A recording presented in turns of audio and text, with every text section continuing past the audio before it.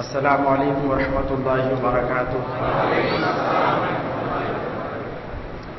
الحمد للہ رب العالمین والعاقبۃ للمتقین والصلاة والسلام علی سید المرسلین وعلی آلہ واصحابہ اجمعین، اما بعد۔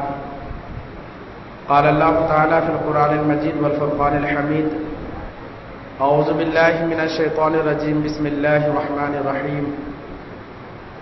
ولو انہم اذ ظلموا انفسہم جاؤک، صدق اللہ مولانا العظیم وصدق رسولہ النبی الکریم، ونحن علی ذلک لمن الشاہدین والشاکرین والحمد للہ رب العالمین۔ آئیے دستور اہل سنت و جماعت کے مطابق گفت و شنید سے پیشتر دونوں عالم کے مالک و مختار، آقائے نامدار، مدنی تاجدار، شہنشاہ باوقار، نائب پروردگار، مولائے کبار، تمام نبیوں کے سردار، ہم گنہگاروں کے غمخوار، شافع روز شمار، گلشن ہستی کے اولین فصل بہار کے دربار گوہر بار میں عقیدت اور محبت کے ساتھ ایک مرتبہ درود پاک پڑھ لیجیے۔ اللہم صلی علی سیدنا و مولانا محمد بارک وسلم، صلاۃ و سلام علیک یا رسول اللہ، الصلاۃ و سلام علیک یا حبیب اللہ صلی اللہ تعالی علیہ وسلم۔ دوستان محترم،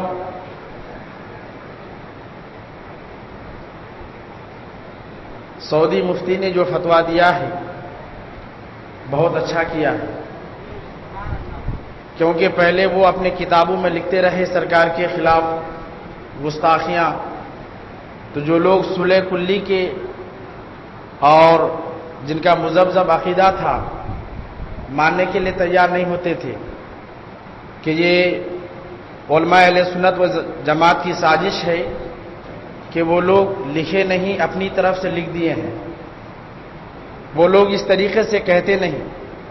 بہت سارے وہابیوں کی زبان سے سنا کہ میں اتنے سال ان لوگوں کے ساتھ رہا لیکن کبھی بھی ایسے الفاظ سننے کو نہیں ملے کہ سرکار کی شان میں گستاخی ہو رہی ہو۔ آپ لوگ اپنی طرف سے نمک مرچی لگا کر بولتے ہیں، اور آپ لوگوں کو عادت ہے، خاص کر بریلوی حضرات کو، یہ کن کی بولی ہے؟ وہابیوں کی، دیوبندی کی، تبلیغی جماعت کی، اہل حدیث، اہل خبیث، جتنے بھی اہل سنت و جماعت کے علاوہ جتنے فرقہ ہے باطلہ ہیں، وہ اس طریقے سے لوگوں کے درمیان پروگنڈا اور خاص کر نوجوان بچوں کو بہکاتے رہتے ہیں۔ تم ہمارے ساتھ 40 دن چلو اور دیکھو وہاں کیا باتیں ہوتی ہے، لوگوں کے اندر کس انداز سے دین سے قریب کرتے ہیں، اور جو بھی وہ لوگ بولتے ہیں کبھی بھی تم کو سننے یا کبھی بھی ہمارے کوئی عالم بولتے نہیں۔ اس لیے میں کہہ رہا ہوں کہ اس سعودی کا مفتی نے جو فتویٰ دیا ہے اپنی اصلی رنگ کو ظاہر کر دیا ہے، اور کتاب کے ذریعے سمجھاتے رہے۔ ہمارے علماء اہل سنت و جماعت دلائل پہ دلائل، دلائل پہ دلائل، برہان پہ برہان، برہان پہ برہان، مناظرہ ہوتے رہے، مباہلہ ہوتے رہے، لیکن ماننے کے لیے تیار نہیں۔ خدا کی قسم کہ جیسا اہل سنت و جماعت اس کو حرام ثابت کیا ہے، اس فتوے کے ذریعے یہ بھی ثابت ہو گیا کہ وہ حرامی ہے اور یہود و نصارہ کی نسل میں سے ہے۔ اور ہم اہل سنت و جماعت یاد رکھیے، یہ بکنے والے ہیں، چاہے وہ وہابی ہو، دیوبندی ہو، تبلیغی جماعت ہو، اہل حدیث ہو، اہل خبیث ہو، جتنے بھی ہیں، وہ لوگ کسی اور پر ناز نہیں کرتے۔ وہ لوگ ناز کرتے ہیں تو سعودی پر ناز کرتے ہیں، تو امریکہ پر ناز کرتے ہیں، تو باہر ممالک پر۔ اور خدا کی قسم ہم اہل سنت و جماعت نہ کسی سعودی پر ناز کرتے ہیں، نہ کسی امریکہ پر ناز کرتے ہیں۔ ہم اہل سنت و جماعت کو ناز ہے تو سرکار کی ذات پر، غوث و خجا کے نام پر۔ وہ لوگ اور ہیں، کسی اور پر ناز کرتے ہیں۔ اور یہ بھی آپ دیکھتے رہتے ہیں کہ آج وہ لوگ برسر عام کہتے ہیں کہ ہمارے پاس کیا ہے، تم لوگوں کے پاس کیا ہے۔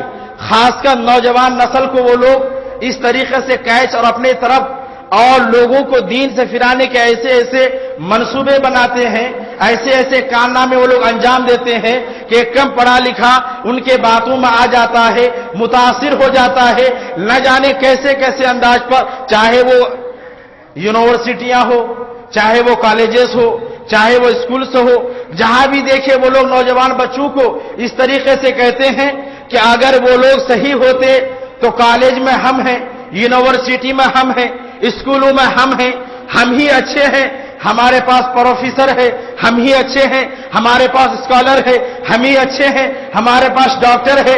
देखो आज दुनिया में जितने बड़े बड़े ओहदे पर हैं वो तो जमात इस्लामी का होगा या तबलीगी जमात का होगा या अहले हदीस का होगा, तुम्हारे पास सुन्नी है कौन से बड़े ओहदे पर हैं। इससे पता चलता है कि हम लोग अच्छे हैं, हमारा अकीदा अच्छा है, हमारे मानने वाले अच्छे हैं, इसलिए बड़े बड़े ओहदे पर हमारे पास हैं। इस तरीके से वो लोग नौजवान बच्चों को गुमराह करते हैं, नौजवान बच्चों को अपनी तरफ खींचने के लिए इस तरीके से बातें करते हैं। लेकिन मेरे दोस्तान मोहतरम याद रखिए, उनके बातों में मत जाइए। अगर वो कहता है स्कॉलर हमारे पास है, प्रोफेसर हमारे पास है, बड़े बड़े मालदार लोग हमारे पास है, रईस हमारे पास है, सऊदी हमारे पास है, अमेरिका हमारे पास है, तो खुदा की कसम अहले सुन्नत व जमात का हर फर्द ये कहता है तुम्हारे पास दुनियादार लोग हैं, गौसे आजम हमारे पास है, ख्वाजा हमारे पास है, आला हजरत हमारे पास है, यूसुफ अन शरीफैन हमारे पास है, बाबा शरफुद्दीन हमारे पास है, बाहुद्दीन नक्शबंदी हमारे पास है, शहाबुद्दीन सोहरवर्दी हमारे पास है, मुफ्ती आजम हमारे पास है, ताजुल शरिया हमारे पास है, शहबाज दक्कन हमारे पास है। मेरे दोस्तों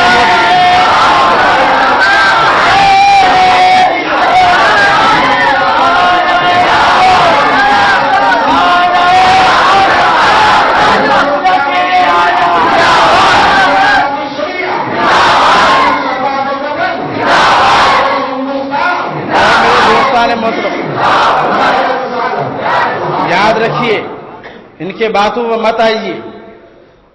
इंग्लिश के इतने आज फिदाकार, इंग्लिश सुनते ही आज के नौजवान फिदा हो जाते हैं। अगर इंग्लिश ही सबसे बेहतर जबान होती तो अल्लाह ताला कुरान को इंग्लिश में नाजिल फरमाता। क्या अरबी से बढ़कर कोई जबान है? गैर की बात नहीं कर रहा, अपनों की बात कर रहा हूं। क्या हमारे मुसलमानों के अंदर अरबी की कोई अहमियत नहीं? आज लोग इतने जोर से अपने बच्चों को अंग्रेजी तालीम की तरफ माइल करते हैं कि अल्फाज के जरिए बोल नहीं सकता।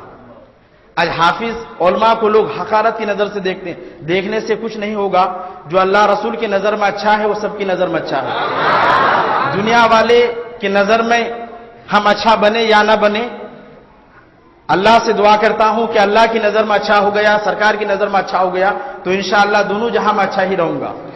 दुनिया वाले सबकी तारीफ नहीं करते, सबको एक नजर से नहीं देखते। दो नजर है तो दो नजर से देखेंगे ही। लेकिन मेरे दोस्तान मोहतरम याद रखिए, और एक मोहब्बत की बात, हम अहले सुन्नत व जमात और हम अहले सुन्नत व जमात का गुजारा किस अंदाज से होता है। फखर के साथ कहते हैं हम अहले सुन्नत व जमात का गुजारा न सऊदी के रियाल पर होता है, न अमेरिका के डॉलर पर होता है। हम अहले सुन्नत व जमात का गुजारा होता है तो ख्वाजा के लंगर पर होता है, गौस के टुकड़ों पर होता है। वो लोग और हैं जो रियाल और डॉलर पर वो लोग नाज करते हैं। उनके वजह से तो ये लोग ज्यादा हिंदुस्तान में वहाबियत फैला रहे हैं। और अहले सुन्नत व जमात जो भी काम करती है तो सऊदी और अमेरिका के रियाल और डॉलर पर नहीं, जो भी करते हैं हलाल तरीके से कमाते हैं और हलाल तरीके से ही काम करते हैं। वो हरामी है, हराम से पैसा आता है और उसके जरिए से जैसे चाहे अपनी तबीयत के मुताबिक शरीयत को बनाकर लोगों के सामने पेश करते हैं। लेकिन मेरे दोस्तान मोहतरम, हुजूर सल्लल्लाहु तआला अलैहि वसल्लम के बारे में इन वहाबियों ने क्या क्या लिख दिया है। अस्तगफिरुल्लाह, आप बारहा सुनते रहते हैं, सरकार को मरकर मिट्टी में मिल गया लिखा है। मदीना शरीफ की नीयत से अगर हम हिंदुस्तान से जाएं तो इन वहाबियों ने लिख दिया ये हराम है, शिरक है। अस्तगफिरुल्लाह, हुजूर सल्लल्लाहु तआला अलैहि वसल्लम के ताल्लुक से न जाने क्या क्या लिख दिया है। उस वक्त तक लिखता रहा, अब बोलना शुरू कर दिया है। लिखते रहे, अब बोलना शुरू कर दिया है। फिर भी आज जो लोग सुली कुल्ली के टाइप के लोग اس طریقے سے دماغ ذہن رکھتے ہیں، پھر بھی وہ لوگ آنکھیں نہیں کھولتے. ہمارا وہ شہدائی بننا چاہیے، آج ہمارا وہ دشمن بن رہا ہے. بہت سارے ایسے علماء ہیں کہ نام لے کر رضوی حضرات کو بائیکاٹ کرتے ہیں کہ ان لوگوں کو آنے مت دو، ان سے قریب مت ہو، نہ ان کو اپنے مساجد میں آنے دو. استغفر اللہ. ایک سنی عالم اس طریقے سے نہیں بول سکتا، ایک صلح کلی ہی بول سکتا ہے. ارے رضوی بولتا ہے تو تمہارے خلاف نہیں بولتا ہے، جو سرکار کے خلاف لکھا ہے، سرکار کے خلاف فتویٰ دیا ہے، اس کے تعلق سے کہتا ہے. تم کو اس سے محبت ہے، اس لیے تم بریلوی حضرات کے دشمن بنے ہوئے ہو. اگر تم بھی سرکار سے محبت کرتے جس طریقے سے بریلوی حضرات محبت کرتے ہیں تو تم اس طریقے سے الفاظ استعمال نہیں کرتے. وہابیوں نے لکھا ہے تمہیں تکلیف کیوں ہو رہی ہے؟ سرکار ہم مدینہ جائے ہندوستان سے تو یہ کیسے حرام ہو جائے گا، یہ کیسے شرک ہو جائے گا؟ تفسیر ابن کثیر میں ہے کہ جب یہ آیت کریمہ ایک اعرابی جو مدینہ منورہ کے کنارے میں رہتے تھے، وَلَوْ أَنَّهُمْ إِذْ ظَلَمُوا أَنفُسَهُمْ جَاءُوكَ، جب یہ آیت کریمہ سنے وہ وہاں سے سفر کرنا شروع کر دیے. مدینہ منورہ پہنچے، لوگوں سے پوچھا حضور صلی اللہ تعالی علیہ وسلم کہاں ہیں؟ جو وہاں کے مسلمان تھے ان لوگوں نے کہا کہ حضور صلی اللہ تعالی علیہ وسلم کو پردہ فرما کے 3 دن ہو گئے. اتنا سننا تھا کہ اس اعرابی کے آنکھوں میں آنسو آ گئے، رونے لگے. اس کے بعد سیدھے وہ اعرابی حضور صلی اللہ تعالی علیہ وسلم کے روضہ انور کے پاس حاضر ہوتا ہے. وہابیوں درس عبرت حاصل کرو، تم بھی تو ابن کثیر پڑھتے ہو، اس میں تو موجود ہے اگر روضہ منورہ کی نیت سے گھر سے جانا حرام ہوتا تو بدرجہ اولا وہ مسلمان حرام ہوتے. لیکن تم بھی لکھتے ہو وہ اعرابی حضور صلی اللہ تعالی علیہ وسلم کے بارگاہ مقدسہ میں حاضر ہو گیا. حاضر ہونے کے بعد فریاد کرتا ہے، حاضر ہونے کے بعد حضور کے روضے سے مٹی کو اٹھا کر اپنے جسم پر ملتا ہے، اپنے سر پر ملتا ہے، اور یہ الفاظ بھی کہتا ہے قدموں میں آنا میرا کام تھا، میری بگڑی بنانا تیرا کام ہے، ٹھوکریں کھا کر گننا میرا کام تھا، یا رسول اللہ ہر قدم پہ اٹھانا تیرا کام ہے. وہ اعرابی عرض کر رہا ہے اسی وقت خدا کی قسم تاریخ شاہد ہے کہ حضور صلی اللہ تعالی علیہ وسلم کے روضے مقدس سے آواز آئی اعرابی آنا تیرا کام تھا، بخشوانا میرا کام ہے. اسی وقت روضے سے آواز آتی ہے قد غفر لک، بے شک تمہاری بخشش ہو گئی.